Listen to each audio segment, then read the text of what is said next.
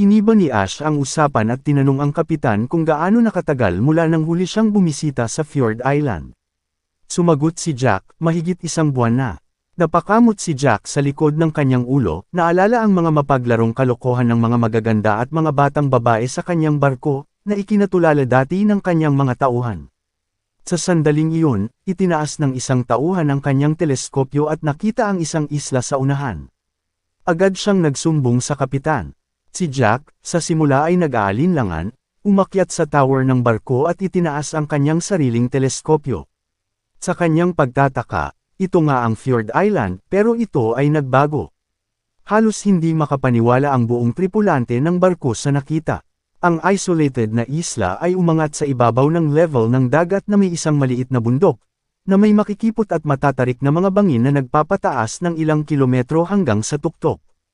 Ang mga witch sa isla ay nagpapatuloy sa kanilang pang-araw-araw na buhay nang ang isa sa kanila, na may berdeng buhok, ay tila may naramdaman. Nagtanong ang witch na katabi niya kung ano ang problema. Inipit niya ang buhok sa likod ng tenga at sinabing, bumalik na siya. Isang batang babae ang nakatayo sa gilid ng pantalan, handang batiin si Ash. Ibinaba niya ang ulo niya at binati si Ash na may pagkasabik. Marahang tinapik ni Ash ang ulo ng dalaga at tumawa, hindi na kailangan ng ganoong formalidad. Samantala, nanlaki ang mga mata ni Captain Jack sa hindi makapaniwala. Hindi niya inaasahan na kaya nilang iangat ang buong isla. Napaisip si Captain Jack, hindi nakakagulat kaya pala tinatroto ng mga taong simbahan ang mga witch na parang mga demonyo. Na ang kakayahan nila ay halos maihahalin tulad sa pagiging Diyos. Sumingit si Little Molly at nagsabi, hindi ito umangat. Nagtayo kami ng pader sa paligid ng isla. Kahit na si Molly ay maliit na bata, siya ang pangunahing gumawa sa likod ng lohikal na pag-angat ng buong Fjord Island. Kaya niyang magpatawag ng malalaking blue slime na kayang magdala ng ilang toneladang kargamento ng sabay-sabay. Si Captain Jack ay tumingin ng masama sa kanyang mga tauhan sa likuran niya, at sinabi sa kanila na ni isa sa kanila ay hindi makakapantay sa kakayahan ng isang batang babae. Naglakad sila patungo sa gitna ng isla kung saan itinayo ang iba't ibang bahay. Ang mga gusaling ito ay hindi katulad ng karaniwang mga bahay na gawa sa kahoy o bato. Ito ay tila lumabas mula sa kailaliman ng lupa, na ang kanilang mga pundasyon ay walang pinagkaiba na pinagsama sa lupa. Ang isla ay may 2 pantalan, ang isa ay ginawa sa level ng dagat, at ang isa ay umaangat sa kalagitnaan ng mataas na level. Sa panahon ng high tide, ang aerial dock ay perpektong nakahanay sa ibabaw ng dagat, at sa panahon ng low tide, bumabalik ito sa normal na pantalan.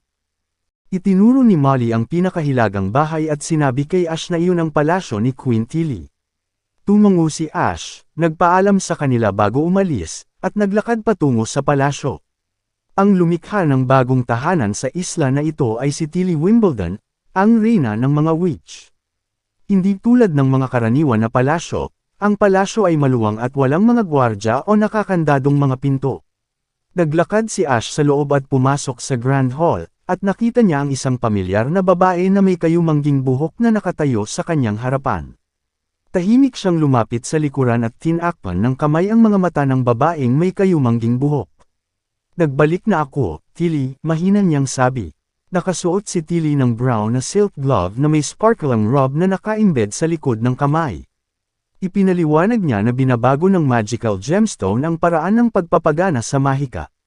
Inalis ni Tilly ang mga gloves at ibinigay ito kay Ash, inutusan siya ni Tilly na isipin ang magic bilang isang bagay na kamangha-mangha, at pagkatapos ay i-release ito sa magical gemstone. Sa malalim na pag-iisip, nag-isip sandali si Ash, ngunit nabigo siyang makagawa ng kahit isang kislap ng liwanag dito. Dati nang sinubukan ni Tilly ang maraming individual at nalaman niya na sa 100 tao, 2 o 3 lamang ang mabilis na makakaintindi at makakapaglabas ng liwanag sa pamamagitan ng magical gemstone. Ito ang nagpatanong sa isip ni Tilly. Ano nga ba talaga ang magic?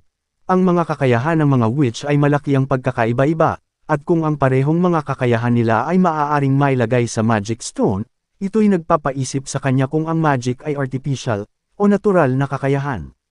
Sinasabing ang mga magic stone na ito ay nakita sa mga sinaunang sibilisasyon. Nagkaroon ng mga sabi-sabi na may nakitang sinaunang sibilisasyon sa silangang kagubatan malapit sa Sipik Country. Ipinahayag ni Tilly ang kanyang pagnanais na bisitahin ito ng personal. Gayunpaman, nag-alala si Ash, na nagsasabi na ito ay isa sa mga pinakadelikadong lugar sa Grey Castle. Narinig niya na ang Black Sail Fleet ni Garcia ay naglalayag sa layuning makarating ito sa Sipit Country, na nagkataong teritoryo ito ni Timothy. Naghinala si Ash na sinadya ni Garcia na gamitin ang kanyang sariling fleet upang simulan ang isang malawakang digmaan. Lalong nag-aalala ang ekspresyon ni Tilly. Kung magpapatuloy ang labanan ng dalawang panig, sasamantalahin ng simbahan ang sitwasyon, at ang Grey Castle ay magdurusa sa parehong kapalaran tulad ng kaharian ng Yangdong, na nilamon na ng simbahan. Ang pahayag na ito ay nagdulot ng sandaling pagkatulala ni Ash, na parabang nakikita niya ang imahe ni Roland. Mabilis na napansin ni Tilly ang kanyang kakaibang reaksyon at tinanong kung ano ang mali. Napakamot si Ash sa kanyang noo at ipinaliwanag na ang kilos ni Tilly ay kahawig ng kay Roland Wimbledon, dahil si Roland ay nagbigkas rin ng parehong mga salita at pagpapakita ng pag-aalala. Naintriga si Tilly, nagulat na nakita siya ni Ash. Ipinahayag ni Tilly ang kanyang curiosity at gustong malaman kung ano ang nakuha ni Ash sa kanilang pagkikita. Nang marinig ang salaysay ni Ash, nagmuni-muni muna si Tilly bago nagsalita. Ang taong nakita niya ay hindi na dating si Roland Wimbledon, siya ay nagbago na. Nagulat si Ash sa revelasyon na ito. Pinikit ni Tilly ang kanyang mga mata, alam niyang nakatipon ngayon si Roland ng maraming witch sa kastilyo niya. Hinala ni Tilly na kontrolado ito ng isa sa mga witch at ginaya lamang ang kanyang hitsura. Dahil lumaki sa tabi ni Roland, mas kilala siya ni Tilly kaysa sa sinuman. Si Roland ay isang taong kusang gumagawa ng kahalayan, walang ambisyon, may pagkahilig sa mga babae, at makulit, at lahat ng kanyang nakakatandang kapatid ay kasuklam-suklam. Ang kanyang mga kasinungalingan ay palaging puno ng mga rason. Napataas ang kilay ni Ash sa sagot ni Tilly, nagulat sa sinabi niya tungkol kay Roland, at naramdaman ang nasa isip ni Tilly. Bamantong hininga si Tilly at inamin na sa kabila ng lahat ng ito, kailangan pa rin niyang makipag-ugnayan sa Witch Alliance sa border town. Kung tutuusin, kapatid niya si Roland, at kahit na may depekto ang pag-uugali niya, kaya nilang matubos siya. Kung ikukumpara sa prinsipe at prinsesa na kapatid niya, siya ang hindi gaanong nagdudulot ng masama. Hindi maiwasan ni Ash na isipin si Wendy at ang mga witch sa border town. Naniniwala siya na ang mga witch na iyon ay hindi kontrolado sa gayong mga aksyon. Higit pa rito, iniwan niya si Maisie doon, at sa pagtatapos ng buwan, magbabalik siya ng may higit pang balita mula sa border town para sa Fjord Island. Tumayo si Tilly at tumingin kay Ash. Ngayong bumalik na si Ash, oras na para magpatuloy sa susunod na yugto ng kanilang plano, ang cleansing operation. Inilabas ni Tilly ang utos na nagdedeklara na walang bakas ng simbahan ang ititira sa bay. At kung magkagayunman, lahat ng isla sa bay ay magiging kanlungan ng mga witch. Sa kabilang banda naman, matapos maitaboy ang puwersa ni Timothy, bumalik sa katahimikan ng border town. Hawak ni Scroll ang isang salamin sa kanyang mga kamay, at ito ang unang pagkakataon na nakita niya ng malinaw ang sarili niyang refleksyon. Sinubukan ng bawat witch ang salamin na nilagyan ng mercury substance, na ginaya ni Saroya mula sa laboratorio. Direkta siyang naglapat ng maliwanag na mahika sa salamin gamit ang kanyang kakayahan, na ginagaya ang epekto ng salamin sa mercury, habang inaalis nito ang panganib ng pagkalason sa singaw ng mercury. Sinabi ni Saroya na ito ay ideya ni Prinsipe Roland, dahil ito ay gagawing mas convenient ang mga witch. Mula nang malaman ni Roland ang tungkol sa pagbabago ni Saroya, nagplano siyang lumikha ng isang microscope na maaaring mag-obserba ng mga istruktura ng mga cells.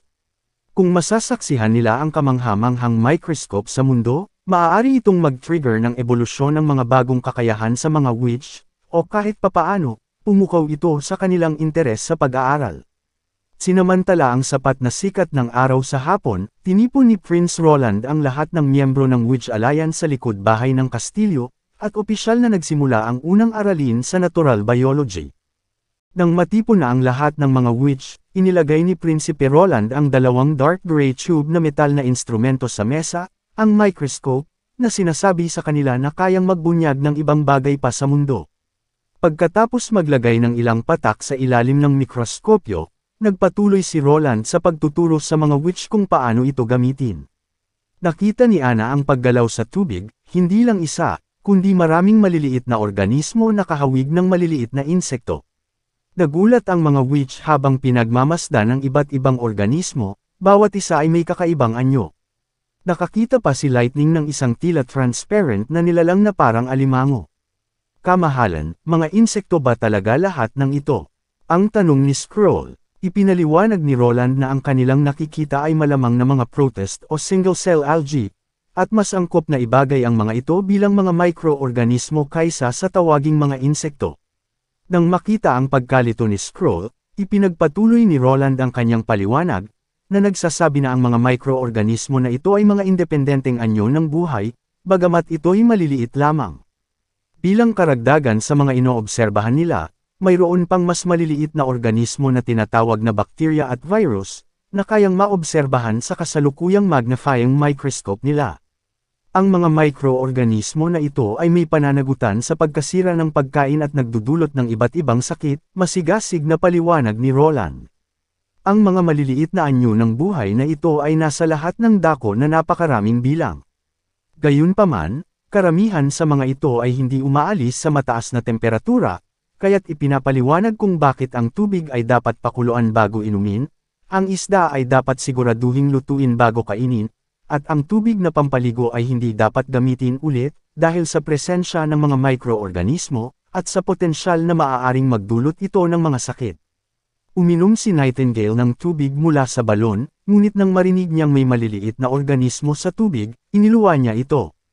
Habang patuloy na pinag-uusapan ng mga witch ang kanilang mga individual na natuklasan, lumapit si Lily sa microscope. Inaalala ang mga salita ni Roland tungkol sa maliliit na organismo na sanhi ng pagkasira ng pagkain. Inilabas niya ang kanyang mahika, at ginamit sa patak ng tubig sa ilalim ng microscope. Sa hindi inaasahan, isang kahangahangang pagbabago ang naganap. Ang ilan sa mga organismo ay nagsimulang manginig at mabilis na nagbago ang kanilang hitsura. Ang dati nilang transparent na mga katawan ay natatakpan ng purple armor, at sumibol ang mga ito ng maraming galamay. Nagsimula itong mag-assimilate sa mga hindi apektadong organismo sa paligid, at hindi ito nakapagparami. Nakikita ni Lily na sila ay nag-assimilate sa isang kahangahangang bilis, gamit ang kanilang matutulis na mga tendrils bilang mga espada upang tumusok sa iba pang mga microorganismo, at ibahin ang mga ito sa kanilang sariling anyo. Biglang nakaramdam si Nightingale ng pagbabago ng mahika sa likod niya. Naramdaman niya ang banayad na pag-vibrate ng mahika, nagsimulang mabuo ang umiikot na lilang ambon, na gumuguhit sa nakapalibot na mahika na parang isang maliit na bagyo. Ang magulong magic na ito ay nakikita lamang ni Nightingale, at nagulat siya. Nanlaki ang kanyang mga mata at pinipigilan niya ang kanyang paghinga, determinadong hindi makakaligtaan ang anumang mga detalye dito. Hindi tulad ni Ana at Saroya, na hindi niya naramdaman agad ang mga nangyayari. Ngayon, ito ang unang karanasan ni Nightingale na makita ang magic condensing. Ang sentro ng mahikang ito ay walang iba kundi si Lily. Ganap na hinihigop ang microscopiko na kaalaman sa ilalim ng mikroskopyo. Ganap na hindi alam ni Lily ang pagbabago ng abilidad ng kanyang mahika sa loob ng kanyang katawan. Sa kalaunan, ang mahika ay natipon sa loob, unti-unting nagiging kalmado. Nabuo ito sa isang siksik na kaibuturan na halos kasing laki ng kamao na may bilog na hugis at 8 pares ng mga galamay, na nakaharap pababa ang 4 nito, at ang 4 na iba ay nakaharap paitaas. Sa unang tingin, ito ay kahawig ng isang insekto. Nagulat si Roland nang masaksihan niya ang mga kahangahangang epekto ng unang klas ng natural na biology, kung saan si Lily ang ikatlong witch na sumailalim sa ebolusyon ng pagbabago. Nagulat siya nang makita ang mga microorganismo na nakaayos ng mabuti sa ilalim ng microscope. Nagpakita ito ng kahangahangang koordinasyon at pagkakapareho, na parang napapaamo ito ni Lily. Si Lily ang naging ikatlong witch na nakaranas ng ebolusyon ng kakayahan. Ang susunod na hakbang ay ang pagsasagawa ng mga partikular na eksperimento, kabilang ang pag-aaral sa mga epekto, time duration, at impluensya ng God Punishment Stone sa kanilang kakayahan. Marahil ang kakayahan ni Lily ay magbibigay daan para sa mga medikal na pag-unlad sa border town. Ang pag-testing ay tatagal ng 3 araw. Sa kabila ng karaniwang hilig niyang makipagtalo, masigasig na sinunod ni Lily ang mga tagubili ni Roland. Inutusan ni Roland si Lily na paghiwalayin ang mga organismong binago niya sa mga karaniwang organismo, at sa mga nahawaang organismo. Sa tuwing naglalabas si Lily ng magic, ang unang mutated microorganism ay ang mga karaniwang organismo. Hanggat ang karaniwang organismo ay may supply ng mahika, maaari itong magpatuloy na mabuhay. At gayunpaman, ito ay damadami sa kanyang sarili kung ang distansya ay lumampas sa 5 metro. Bukod dito, ito ay agad na mawawala sa loob ng kapangyarihan ng God Punishment Stone. Sa kabilang banda, ang mga nahawang organismo ay hindi nawawala sa God Punishment Stone, na lumalabas bilang isang tunay na bagong anyo ng buhay. Gayunpaman, hindi sila kayang magparami sa pamamagitan ng paghahati sa kanila, at mabubuhay lamang sila ng isang araw, at madali silang masira sa mataas na temperatura. Binanggit din ni Roland na ang pag-assimilate sa mga nakamamatay na bakterya at mga virus, ay maaaring magsilbing isang mabilis na paraan ng anti-inflammatory at sterilization method. Matapos lumabas sa paliguan, ipinaliwanag ni Lily kay Mystery Moon na posible na magkaroon ng mga bagong kakayahan ng hindi nauunawaan ang teorya ng maliliit na cells, bakterya, at fungi. Sa pamamagitan lamang ng malalim na pag-unawa sa sariling kakayahan, ang magic ay maaaring sumailalim sa isang qualitative transformation. Gustong malaman ni Mystery Moon ang mga konseptong iyon, pero inamin ni Lily na hindi niya naiintindihan ang mga konsepto ng mga cell, bakterya, at fungi, pero iminungkahi niya na maaaring sabihin ni Mystery Moon kay Anna na turuan siya. Gayunpaman, sa pagiging abala ni Anna araw-araw, hindi alam ni Mystery Moon kung kailan siya lalapit dito. Pabirong iminungkahi ni Lily na maaaring tanungin ni Mystery Moon si Anna habang magkasama silang naliligo.